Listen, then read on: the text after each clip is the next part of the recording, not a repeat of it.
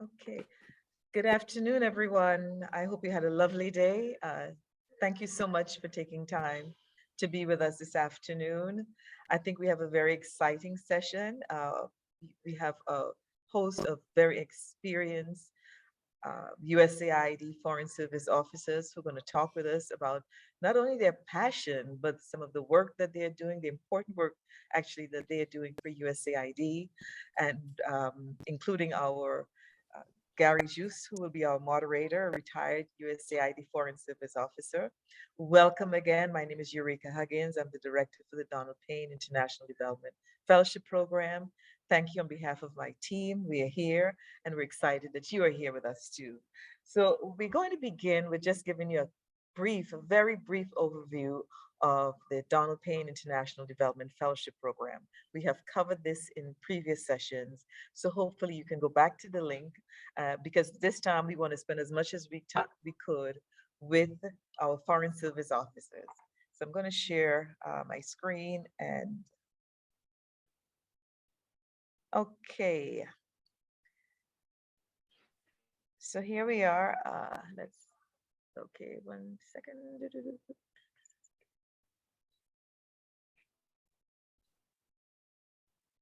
Okay, we are in this room here.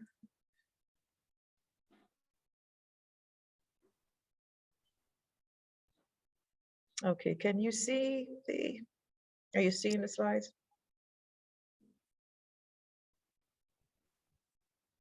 Yes, we can see the slides, Eureka. You can go ahead. I think you Okay, can play good. the slideshow and then it appear. Right now we see the whole PowerPoint. Alrighty, okay. So the Donald Payne International Development Fellowship Program is a program that is sponsored by the U.S. Agency for International Development and administered by Howard University. The fellowship is named in honor of Congressman Donald Payne. He was the first African American congressman from the state of New Jersey. He was a ranking member on the House Committee on Appropriations, the House Committee on Africa, on Foreign Affairs, I should say, and he also serves on the Congressional Black Caucus as a chair.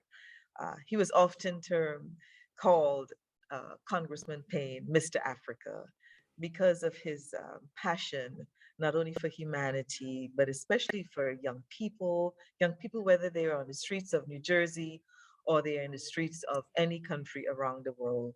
This was Congressman Donald Payne. This was his passion. And so we see him here. A little bit about the history of the program. It was started in 2012 and it started with a few fellows. And now we are up to 15 fellows. And we're very thankful. Very recently, we now officially will be increasing the selection to 30 fellows beginning with the 2023 cohort. So that's a huge increase. We're very happy and very excited about it. So basically, what is a Payne Fellow? A Payne Fellow is a graduate fellowship program. It is a cooperative agreement with USAID. And this fellowship is an opportunity for those going into grad school who can work within the USAID Foreign Service on the front lines of some of the most pressing global issues of today, whether it's climate change, health, conflict, education, hunger, violent extremism. We saw recently, especially in Ukraine, with humanitarian aid, and USAID was at the forefront of working with people from that country. What is the Payne Fellowship? What are some of the benefits of the Payne International Development Fellowship Program? So basically, it provides for a total of equivalent to $104,000 for graduate studies, basically broken down in this way: $24,000 a year for academic studies, $18,000 a year for academic related expenses. This is a stipend which you would use anyhow you choose to. Hopefully, you'll spend it on books and other resources to support your education. And then up to $10,000 a year for a summer internship, whether it is the first year, which will be a summer internship on Capitol Hill, which allows the graduate fellow to be able to learn how the US Congress function, how it appropriates funds especially to federal government agencies that works internationally, such as USAID and the State Department, and how that money trickles down to programs and activities overseas. So that's for the first year. The second year, you'll also get the same amount of academic uh, value for your tuition, $18,000 stipend, and then another stipend and expenses for an internship at a USAID mission overseas. And so this is equivalent of the $104,000. Fellows are assigned, as it says, to Capitol Hill at a USAID mission. You receive also mentorship with a USAID person who will help to guide your development throughout your graduate school as you prepare to go into the USAID Foreign Service. And of course, a lot of support and professional development from Howard University at very number of activities that we will have planned for you. And then for those who are interested, these are the various backstops, and you're going to hear about them. When we talk about backstops, we're talking about a career pathway, a technical area that one would focus on within the USAID Foreign Service. We're going to hear from some of our Foreign Service officers today. And so these are the various areas that one can attempt to focus their area of technical skills and development into the Foreign Service for USAID. And how do you apply? So this is what we're looking for as the application process goes on right now. The deadline is November 4th. You must be a US citizen, have a 3.2 GPA, planning to enroll in a two-year graduate program in the fall of 2023. Here are some of the acceptable majors that you would want to look at as you begin to plan this career path, whether it's in international affairs, economics, politics, security, business, agriculture, environmental science. And again, you're looking to focus on a career that will allow you to have that foundation, a platform within that area, that backstop that your focus will be when you enter the USAID Foreign Service. What are some of the things that you will need to in terms of the application? 2 letters of recommendation. 1 letter can be from a professional person or a faculty member. Professionally, for those who have been out of college for some time, you may not have direct contact with faculty members anymore after a couple of years, so a professional reference. And another from a community leader. We need official transcripts from all of the colleges and universities that you have attended, again, to show that you at least meet the minimum 3.2 GPA. A personal statement of 600 words.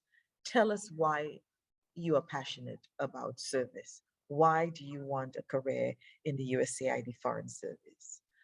What drives you? What makes you feel that you can link and look at the issues that are taking place in the local community and apply them to communities overseas?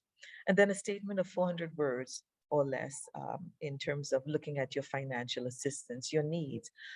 Tell us what that story is, why the financial assistance you received during undergraduate studies or in general for your education. Let us see what that picture looks like. And the next slide. We also work with partner schools. So when you apply to your undergraduate school, when you receive the Payne Fellowship, it provides a certain amount of funding. With these partner schools, it's a partnership that we have. They basically it's a partnership that allows the fellows to be able to top off the additional funding for their graduate school program. They make an offer to the individual fellows, and they have determined the amount of additional funding that they will provide on top of the amount that is being provided by the Payne Fellowship Program. So these are just some of the university partners. So again, this is what your first year would look like from November's application right through the selection, the determination of who and when you are a Payne Fellow. And then into May, the orientation coming to Howard University, going to Capitol Hill, and then you start grad school in 2023. And then for the second year, oh, there's got stuck. There we go. This is the timeline for the second year. Oh, technology always plays, doesn't it? For the second year, again, you're in grad school in the summer. a service to USAID mission, an internship placement at a USAID mission overseas in the backstop, in the field, the technical field that you are looking at. And then, of course, in August, September, you go back into grad school. And then comes May, you graduate. And the beautiful thing is that providing you meet all of the medical and security clearances and other requirements by USAID, you have a job at the end with the USAID Foreign Service and the beginning of your career as a Foreign Service officer with USAID. Of course, there's a 5-year commitment requirement for those fellows, and we hope that you will stay on beyond and make it a full career of your life. So this is just a synopsis, a quick review of what the fellowship is about. And so at this point, it gives me great pleasure to introduce our moderator for this afternoon, Mr. Gary Jus, who is a retired Foreign Service officer with USAID at the general counselor level. And he has a tremendous amount of experience, and all of our guests who are with us this afternoon, I'm telling you, it was like a big family reunion. So kind of feel like you're part of this family. Gary, welcome. Thank you so much. And thank you so much to our guests, all of our Foreign Service officers who are here giving their time to be with us today. I'll turn it over to you now, Gary. Well, thank you for that introduction, Eureka. Really appreciate it. And as the moderator, I'm going to try to keep my time to 1 minute, and just to make sure that everyone gets the opportunity to speak and we don't extend this much longer. I am more than honored to participate in this conversation as a retiree after 27 years with USAID. And I started as a contracting officer. So we are bringing 3 backstops here, which is your career path in the USAID: executive officer, contracting officer, and a finance officer. They will share with you what their experiences are. And so they'll take you from being a fellow to being an officer, which is a great way to see what your future will look like. And so I'm also looking forward to hearing from them. With that said, each speaker will have 7 minutes. And if you when you reach 6 minutes, I will raise my hand in the reaction box, and that will tell you have 1 minute left to finish your conversation. That's the only rule I have as a moderator. Keep your time. You know, we know the time is precious, but we want to make sure that everybody gets to say what they have to say. With that said, thank you very much. So we're going to start with Anna Monzón, who will introduce herself, whose backstop is as a contracting officer. Thank you, Gary. Are you able to see my screen at this moment? Yes.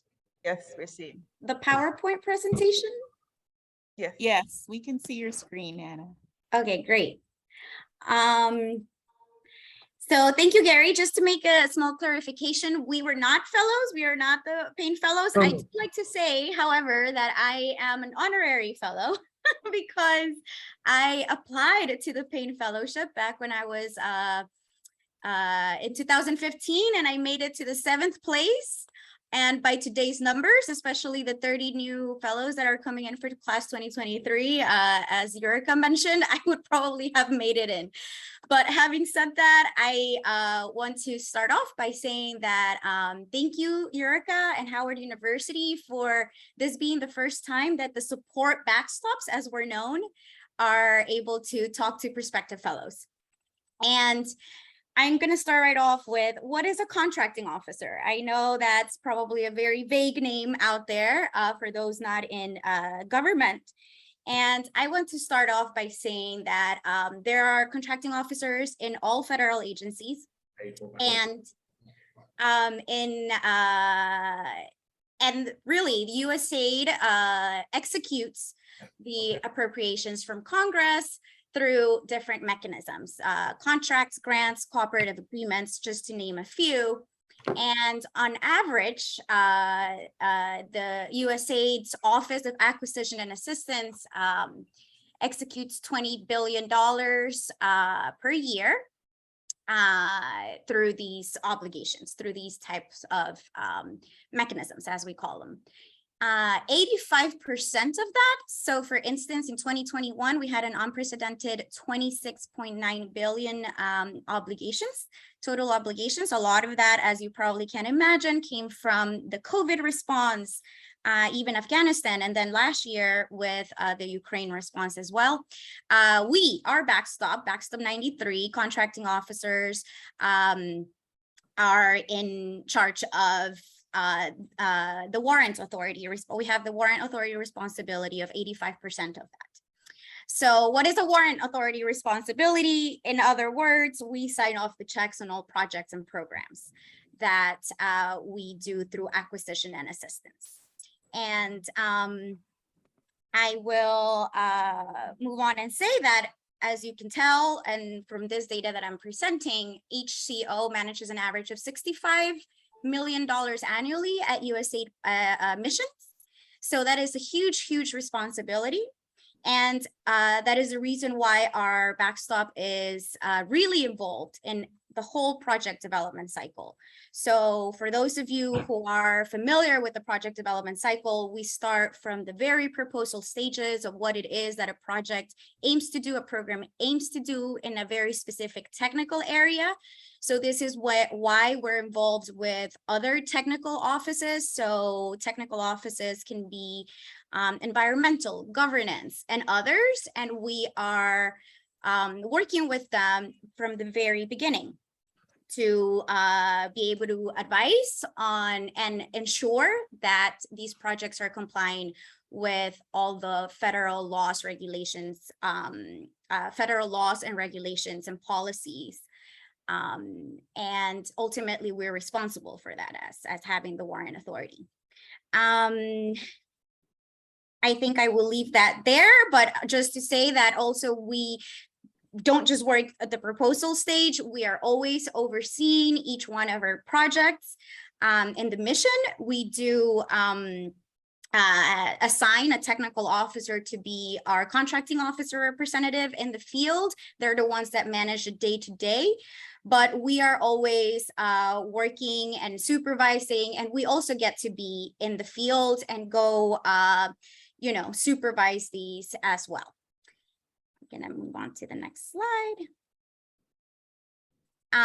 Just to give you a little bit of background on the qualifications. Really, I like to think of this position as a generalist position, even though, for instance, my background, my bachelor's degree is in political science, and I have two masters, one in public administration and another one in international relations. A lot of my professional history and background is in agricultural development, land tenure, and gender, as well as a little bit of environment. So I just want to say that while these are listed here, this is a backstop that can, is very diverse, My two supervisors, for instance, since I joined USAID, one of them, her background was in law, and then my other supervisor who's in this call today, hers is in financial, in the financial sector. So, and this is why I want to point out to the soft skills, because really, from what I've described, I think you've gathered that this is an inherently leadership position. We're at the helm of a lot of the processes that are that go into the programs and projects of USAID. As I mentioned earlier, we're really those people in the front lines when, for all programmatic purposes, but even when things happen, like I said, COVID, or, just recently the Ukraine crisis, humanitarian crisis, we need to be flexible, adaptable. We need to think on our toes. We also think at a very big strategic level, but also need to be very, very detail oriented. I think it goes without saying, because we are the face oftentimes at the mission, the first phase with our counterparts, because we're the ones that, are there to award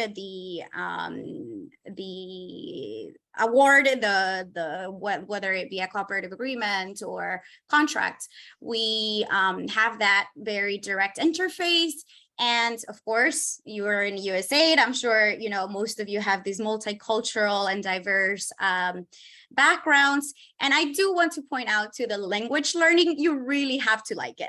Language learning I'm currently in language training at the Foreign Service Institute, where all diplomats go and train in language. And really, you have to be open to the rigorous work that comes with being trained in a new language. And I can talk more about language requirements if I have the time. I just want to make sure I'm not going over it, Gary, but I can leave it as that for now. Well, And I'll stop presenting.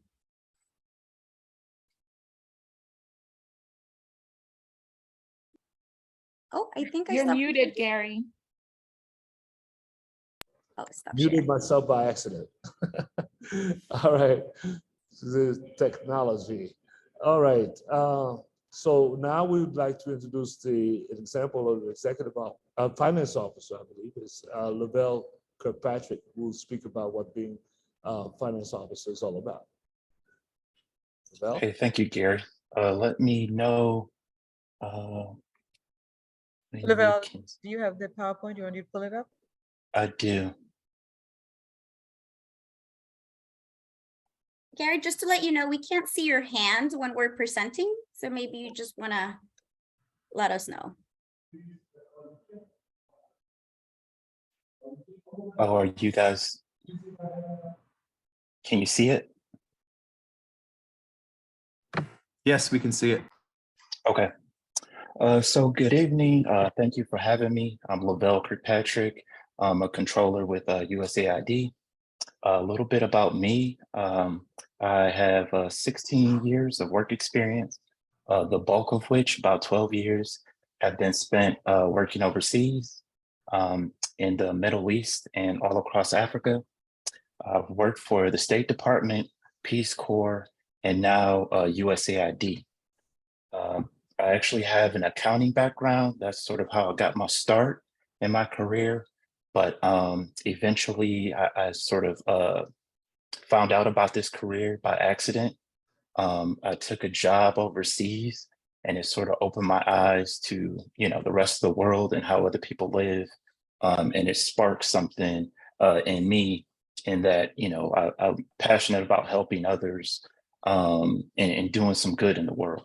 So, I sort of found out about this by accident. I didn't have a career plan in mind necessarily. And this is sort of where I ended up. And I'm grateful for that. Lavelle, you're not showing your presentation. Sorry. Share screen. It was showing and then it went off. Let's see.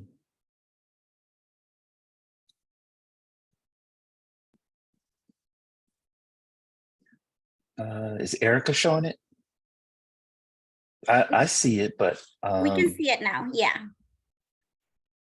Erica, can you hit the it's that the present button? It's at the bottom on the right. Go down all the way at the bottom. All the way at the bottom of the screen where it says On- notes and right next to like the 88%.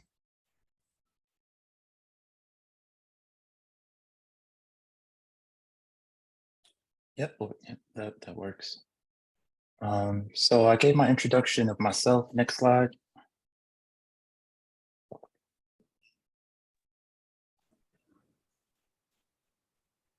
Just let me know. I don't see it yet. I don't think it changed. If you hit the over arrow, it should go to the next one. Moving. There you go. Okay, so controllers fall under the chief financial officer. We get our general direction from that office overseas. Our office is located within the Management Bureau, which is the largest bureau within USAID. Again, it provides the financial, technological, and business support for global operations. And so the Management Bureau houses all of our backstops, all three of our backstops. And then this is the mission statement from the CFO's office. Our CFO is Reginald Mitchell. And next slide.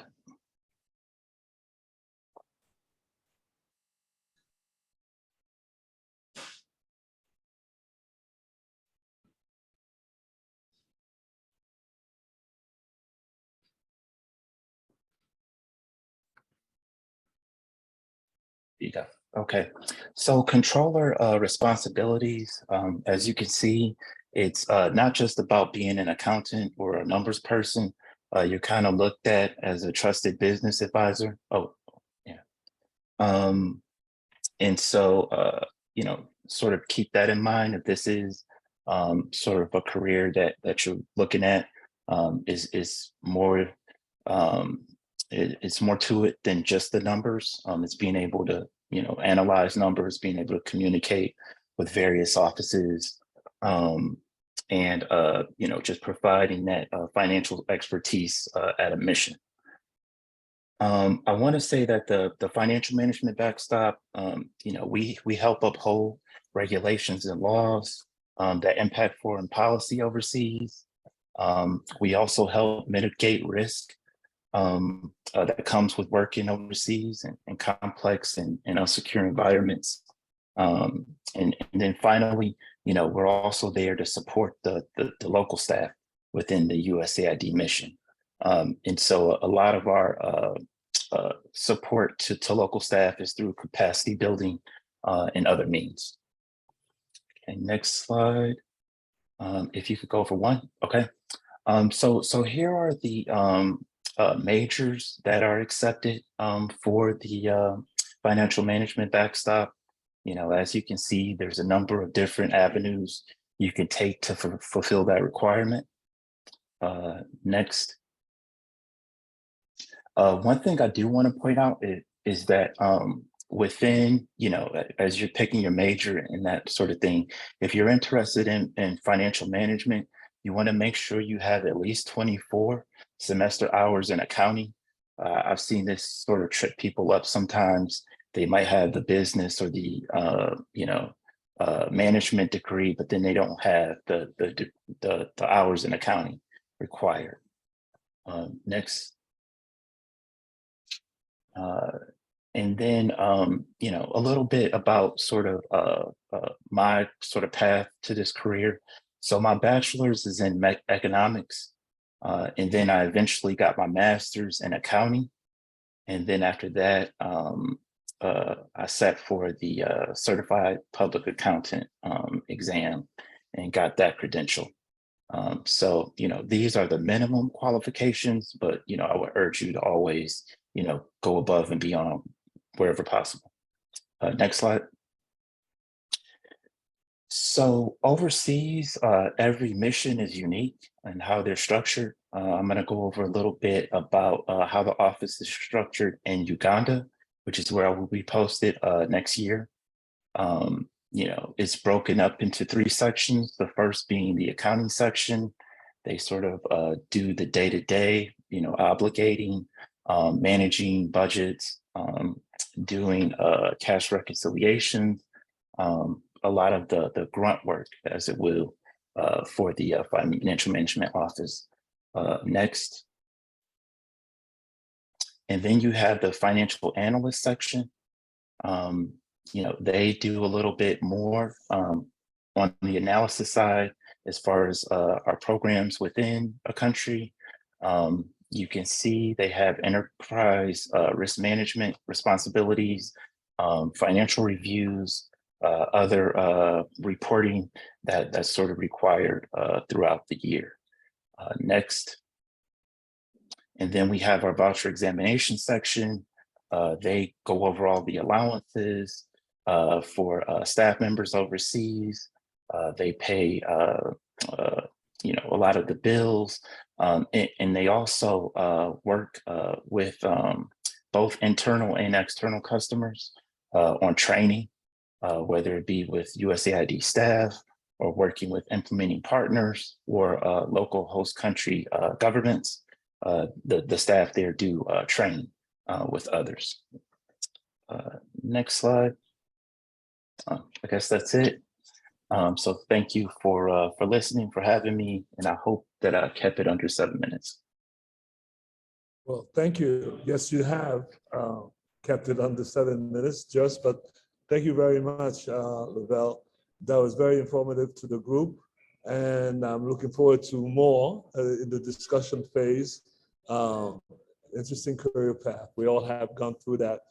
Payne Fellows will have, based on what you shared and what Anna is sharing and what John is about to share, they'll at least have a way coming in, because when we came in, we were just thrown in the water and say swim, right? But now these Payne Fellows are really being offered an opportunity to understand how the USAID work. John, as a EXO, I can tell you that as mission director, my right hand was the XO, not the deputy director. So that means a lot to us when we have a good XO at a mission. So John, please start. All right, thank you, Gary, and thank you both to Anna and Lavelle too. I feel like I'm going last here. I've got some high expectations following a couple of pretty good presentations. Should I share my own presentation, Yurka, or do you? Yes, please, if you have it, John. You bet. Yeah, I do. We're having a little technical difficulties. No worries, no worries. Hopefully I'll be able to do it here. Can everyone see my screen? Yep. Okay, good. I'm going to go to share, or excuse me. There we go. This mode. Okay, so yeah, I'm the executive officer, and of the three, we really all do work together. The Backstop 93, Backstop 4, and Backstop 3. I will say, out of all of them, I mean, I think executive officer has the most prestigious sounding name. It's definitely got the best name out of all of them. I don't know if we're as important as the name implies, but it's definitely a pretty prestigious sounding name. So what do we do? What is it, EXO? It is, Lavelle mentioned the financial is definitely a business advisor, because we work closely together, Backstops 3 and 4, where if I try to spend money, I've got to go to, Lavelle, Backstop 4 to get it approved. He certifies any funds that we do. In comparing it to Backstop 93, I would say Anna does the big ticket items. She would buy the car, we would buy the gas, sort of deal. So the EXO takes care of much of the day-to-day operations of the mission and takes care of some of the smaller ticket items, procurement. If one of those, though, is definitely the labor agreements, the contracts of the internal hires, both the local hires and everything else, that's a pretty big aspect of the job. But let me just go through some of the bullets I put on the page, which I got from my department and some of my experience. As Gary mentioned, the EXO collaborates with the mission officials on the staffing and the workforce planning, and I think also kind of setting the mood for the mission too, right? Do we want to make it a happy place to work? I think we definitely do want to make it a good working environment. And I think some of the more successful EXOs I've talked to and some of the better advice I've gotten is some advice on how to make the working environment, both professional and pleasant and efficient. Overseeing the human resource management. So it's kind of a wide range of stuff. Wide range of skill sets. And I've had somebody tell me that an EXO should keep a box of Kleenex in their offices, because sometimes you have to share unpleasant news with people, but I think you also get to give them some of the good news too, when they get promotions, things like that. There's information and records management, which, for the US government is very, very important, making sure that everything's being documented and recorded so that it can be passed on to the next people who come in, or if, God forbid, there's an audit, that everything's documented well. Manages the IT unit. Now, I'll be honest with you, I'm not an IT specialist, and I had worked previously as a CEO overseas for a business subsidiary. And, there is much of the technical aspect comes from Washington. So the CIO, which is called, that's the division, it's the Chief Information Officer in aid. They do the real heavy lifting as far as, what software systems are used, what's the capacity of the servers, these sorts of things. The EXO really does more the administrative aspect of that. Manages the administrative budget. Now, one point that is important is the difference between a program budget and the operating budget. I think as you work in aid, you'll see that there really is the difference between these two. The program are these are the outward facing, the projects, which have to do with really maybe what a lot of people would associate foreign development, which is, feeding, starving children, health, immunization programs, things like this. Those are the program budgets. The operation budgets are more, keeping the lights on in the mission. These other aspects, which frankly are needed, because many of these other things would be difficult to do without a well-functioning central office. Focusing as the information securities officer, system securities officer. This is kind of related to some of the above ones. This last program, ICAS, which is, when you do get into aid, I did this myself when I came on board. I keep a list of all the acronyms, and whenever I get a new one, I keep a spreadsheet. ICAS is what intercooperative agreement. It's an interagency cooperative agreement. So essentially, and I think Gary and Linda, if they'd like to, can speak more about this, of sort of the history of aid over the past 20 or 30 years, that is trying to get more efficient on many of the procurement aspects. And I think the observation was made that in country, foreign countries, there can be, anywhere from 5 to 15 or even more different government agencies operating. So some people, congressional representatives or others would come to a country, and each agency would have its own car, or each agency would have their own, housing aspect. And so there was a duplication of efforts. So that's essentially what the ICAS is it's the interagency agreement for some of the practical aspects, the motor pool, the housing, these parts. So EXO represents the mission on that council, and tries to make sure that we get a fair shake for what we're paying. And then I think the last one is managing the contracts within the given warrant authority. Like I said, the Backstop 3 or the EXO usually will have a lower warrant authority than the ANA, the big ticket items, but they're essential goods. What qualifications are important?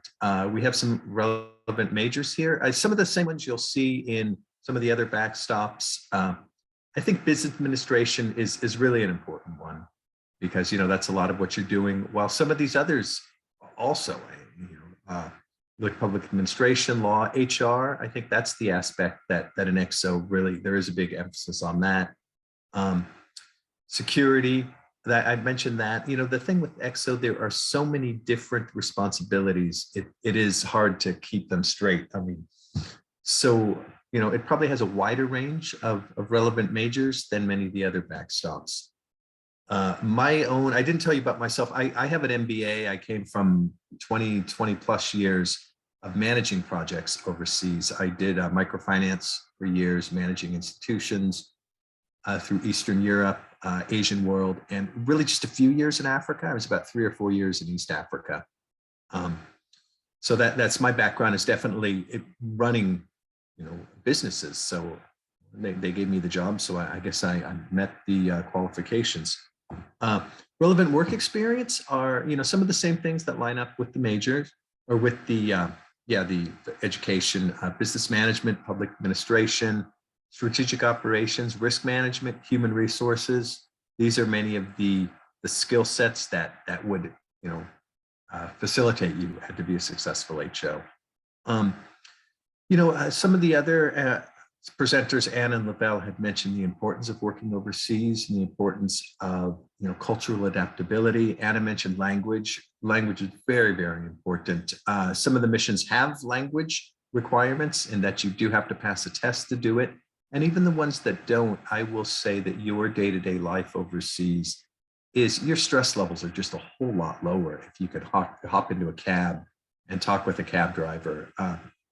And know you're usually going to pay a little bit more as a foreigner, but you're somewhere in the ballpark. And maybe get a cup of coffee the way you like it the first time. So yeah, work on your languages. That's very important. The cultural adaptability too. I've worked in 15. I've mentioned the three main regions, which Eastern Europe, Middle East, and Africa, and it's really fascinating the way that other cultures and other people do things. And that to me has been the biggest eye opener. Is it's like, yeah, it's not the way I may have done it, but hey, it works for these guys. And it is really interesting to watch that. You do have to keep an open mind enough to see these things. Working for the US government, we definitely have our do's and our don'ts and our boundaries. While nonetheless, you are given quite a bit of opportunity to explore and to grow. So, I definitely recommend a career with USAID. All of you are on this call, so clearly you are interested. And the EXO Backstop 3. So I hope I haven't overrun my time too much, but I'll pass it on from here. Thank you. Well, thank you, John, because this just shows how much work and how much responsibility falls on the EXO Backstop when you just cover everything. It's just like you're running the mission kind of on every level, when it comes to security, when it comes to anything that's dealing with families, you're there for the family. This is why, as a mission director, I totally appreciated that Backstop and the work that you guys do on the field. So now it's time for questions and answers. Linda Brown would be one is sitting in the background to provide you with some answers to your questions. And the three panelists will also address some of your questions. So we're gonna go through some of those questions right now. Linda, were you keeping up with some of these questions that you saw, or are we running the questions through what we have on the chat? Okay, I'm calling up chat, and so that I can see any question that's been typed in.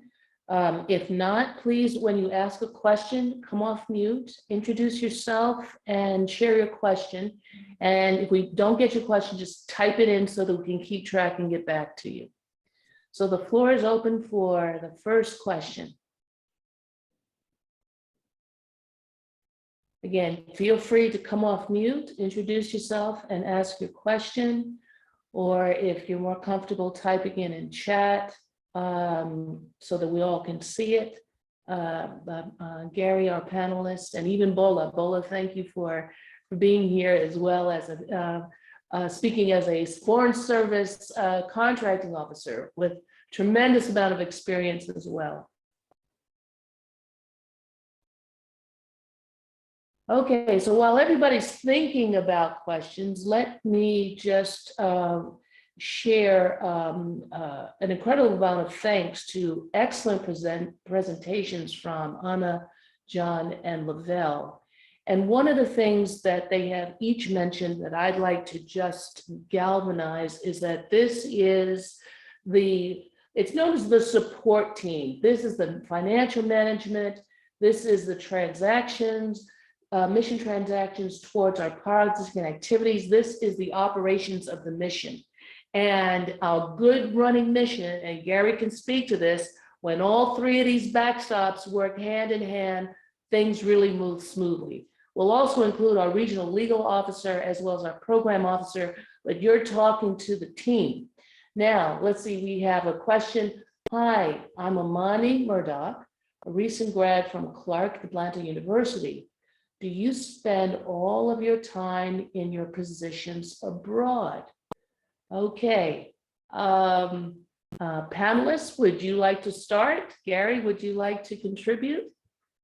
How would you respond to the questions? You spend all of your time in your positions abroad.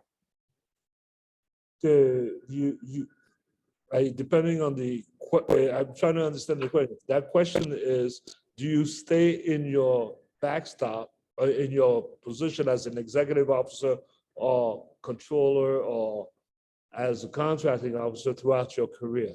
Do you have to do that? That's the way I'm interpreting that question. The answer is you do not have to stay in that same cone, if you will.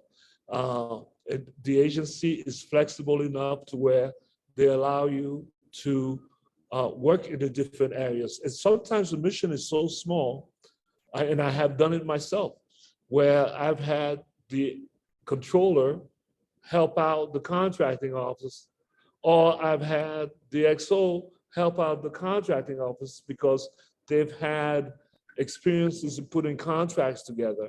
So no, the answer is no.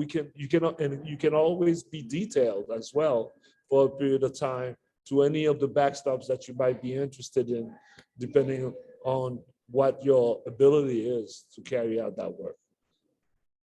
Okay, Bola?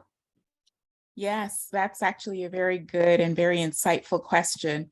So just as Gary said, no, you don't. However, if you are hired into the agency in a certain backstop, you have to go through a process called tenuring. And after your tenuring, which typically takes about 5 years, and once you're a tenured Foreign Service officer, and you then decide, well, I'd like to try a different backstop, then, people try a different backstop. As you know, people come in with various types of experiences. And sometimes I think that as Foreign Service officers at USAID, we're very greedy for experiences. We just have this kind of personality that we want to do so many things, and we are good at so many things, it seems, And so you have someone being a contracting officer, a program officer, or an environment officer, et cetera, and then they turn full circle and go back to something that they started in. So you actually have a lot of opportunities. And I think it's something that's worth, exploring. I'm a contracting officer. I love being a contracting officer. And you intersect with every single aspect of what we do at USAID. I've worked since the time that I've been back in DC, I've worked on the issue of the global food insecurity that's happening in Ukraine. I've also worked on the Operation Allies Welcome that happened at Dulles Expo Center when Afghanistan was evacuated. And while overseas, I've worked on everything from health to democracy and governance programs, to environment programs, to Feed the Future programs, and some amazing site visits as a contracting officer.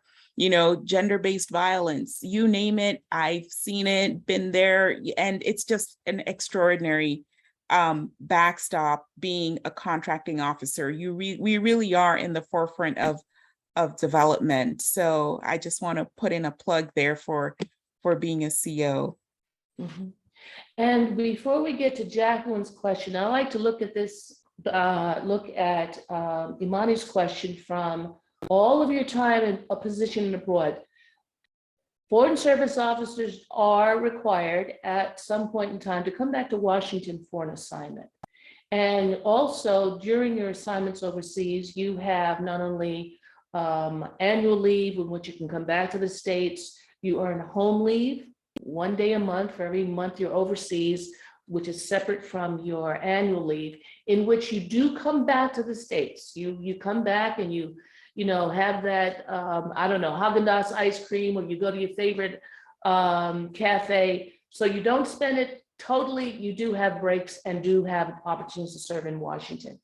So with our next question. Can I just add that in addition to that, since I'm in language training, I'm taking language classes with people that have been in the Foreign Service for a long time, but they have to prepare for their training before they go to their next post. So that's also another shorter term period when you come back home.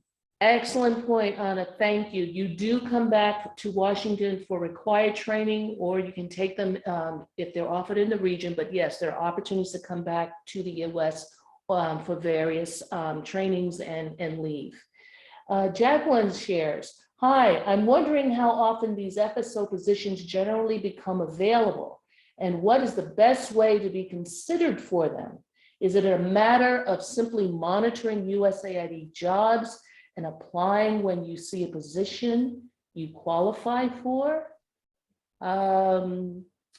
Panelist, Gary, you want to take a stab? I can add something after you share. I can say, well, let me just add one thing to the last question before I answer that question. For normally to be overseas, 11 to 15 years, normally to be in Washington, 5 to 7 years, maximum that you can do at either one. Okay, just so that you know that. We keep an eye on that. If you are closing in on more than 7 years, we're gonna send you overseas. If you're closing in to 15 years, we're gonna send you back back home.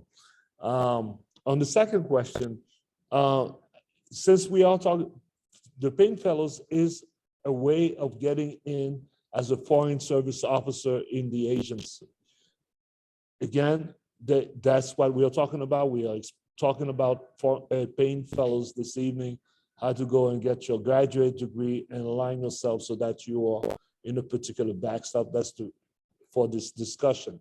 If you are gonna be a foreign service officer at USAID, outside of that, yes, you have to apply to USAID jobs.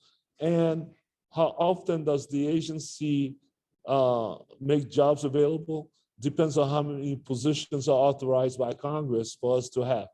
Right, recently, Linda had mentioned earlier to us that the positions are being increased for USAID, and so there would be more positions that would be advertised in the near future, and I think Linda could attest to that. So there's not a regular time that we solicit for positions to come for foreign service officers per se. I can say it's every 3 years or 2 years, like 1 year. It depends on what Congress is doing, is authorizing foreign service officers at the agency. Absolutely fabulous. Okay, we can continue with the thoughts, but we have Adrian. Hello all, my name is Adrian Mamaril, I hope I pronounced that correctly, a senior at the University of Virginia. I noticed that the 03, 04, and 93 backstops are very postgraduate experience dependent. Should I gain that 3 to 5 years of experience before applying to the Payne if I want to join as an officer in that backstop, even if I have bachelor's in business finance? Okay, panelists and Gary, all of you have shared your academic and professional experience. Who'd like to take the lead with this one? May I jump in? I raised my hand here. Please. Mm-hmm.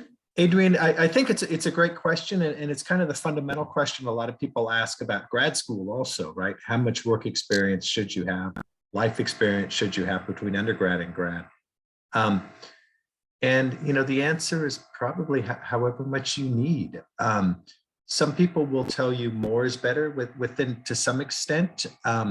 If you're applying into grad school, I think many graduate programs will say, hey, it's probably a good idea to spend a couple years in the real world between undergrad and grad. I would say, yeah, that's probably right. I'd recommend you to get 1 or 2 years. But if you haven't, that's not a big deal either, because much of what these backstops, and though they are business advisor positions, and I will defer to Gary and Linda also if they want to elaborate more or even correct me if they disagree, that much of these positions do involve learning US government systems, which are very specific. And, I've had other XOs tell me when I came in, they said, hey, sometimes don't trust your instincts, because what your instinct, read the policy first before you go saying, hey, this is the way we did it at, for example, I worked for Bank of America in my early 20s. The US government does things differently than Bank of America does. So, I hope I'm not giving you sort of like, well, no firm answer. But I would say, a couple years of work-life experience is probably going to do you well, but don't, if you're into, you get accepted to a good school, you want to do the Payne Fellowship now, I say go ahead and apply. If anyone else would like to elaborate more. Well, I just add, John, to what you just said, absolutely right on. With the Payne Fellowship, we are looking for individuals to we are financing practically your graduate degree and providing you with an advisor and mentors during that period so that you are prepared to go in as a Foreign Service officer. Like everybody knows, you know, school does not teach you how to do the job. It's when you get on the job that you learn how to do it. And so that in that way, we are under the Payne Fellow, we are looking to prepare you to become a foreign, which is part of the discussion even here tonight. It's part of the beginning of the orientation, even before you apply to become a Payne Fellow. So this will be continuing after, once you're selected, you'll be doing an internship on the Hill in the first instance, and then after that, we will send you out in the mission for what you call it, a tour at an actual mission before you start as a Foreign Service officer. So that's what the Payne Fellows program is actually offering. And thank you, Gary. We do have, I want to get to Bola and to Anna. Just being mindful of time. Bola, you have some thoughts to share as well, and then we'll go to Anna. Thank you, Linda. I really appreciate it. So I just wanted to give a little bit of background because prior to joining the Foreign Service, I had practiced corporate law on Wall Street for about 12 years as a corporate attorney in New York. And I found that some of the things that, you know, your skills are very transferable, but not so much, you know, the legal analysis skills, although that's also very transferable, but more so the leadership skills, your ability to, your communication skills, your ability to, your contextual awareness, your political astuteness, your ability, your vision, you know, all the things which we have a way of breaking it down in the Foreign Service under leadership, results and impact focus, professionalism, talent management, skills like that. So those are the soft skills that have become increasingly important in the world that we live in today, much more so than, you know, just being able to say, I have, you know, this degree or that degree or multiple degrees. So the way that you are able to model these skills is super important in your life as a foreign servicer. I'm going on almost 12 years now at USAID as an FSO, and it seems just like yesterday that I started, doesn't it, Linda? And truly, you know, I wasn't hired because I was a contracting officer. I knew nothing about being a contracting officer for the US government when I started, but more so for those skills. Over. Thank you, Bola. Anna.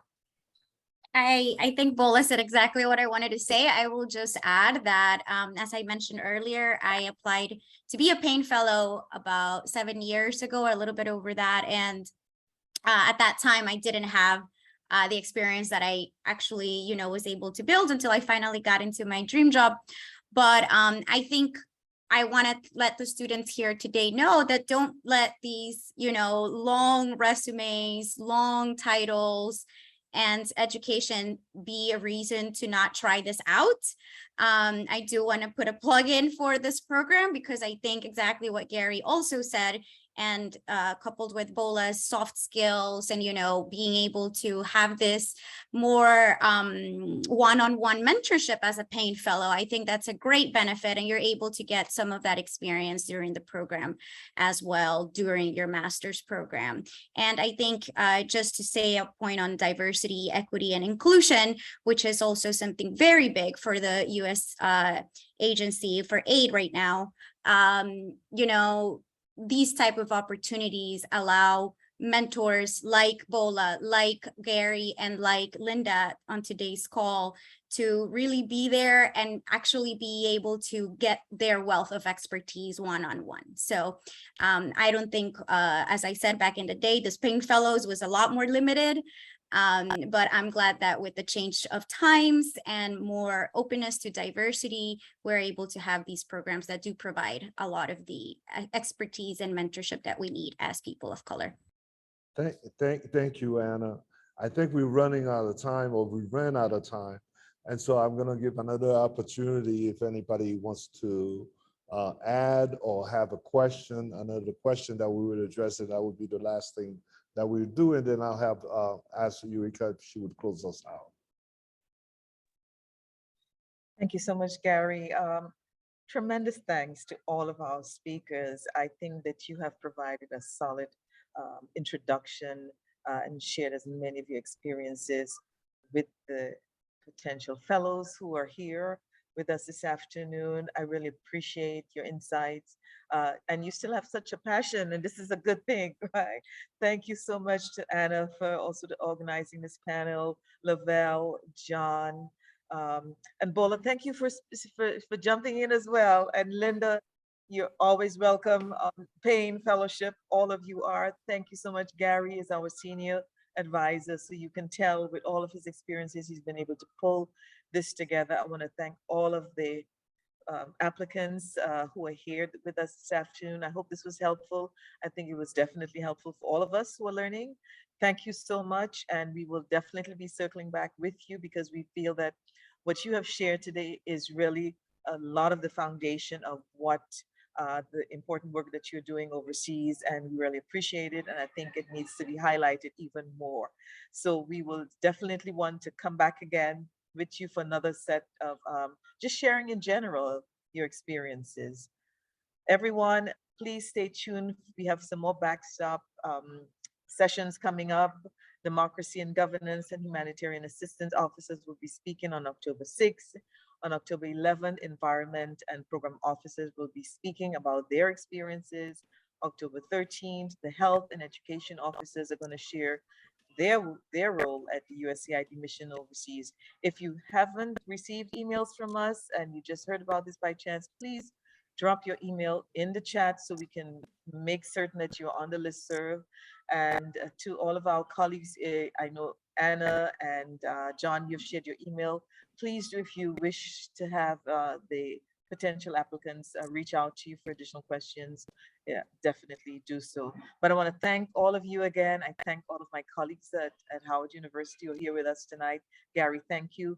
And everyone, stay safe, stay well, but please look at USAID as a career path. Definitely apply for the Payne Fellowship Program. It is a pathway to the USAID Foreign Service. Thank you, colleagues, and keep well, everyone. Goodbye. Yeah. Thank you all. Thank you, Bye. Eureka. Thank you, Bye. everyone. See Thank you all. And yes, to our interested group of participants, thank you. Thank you for joining us. Thank you. Thank you so Great much. to see you again, Linda.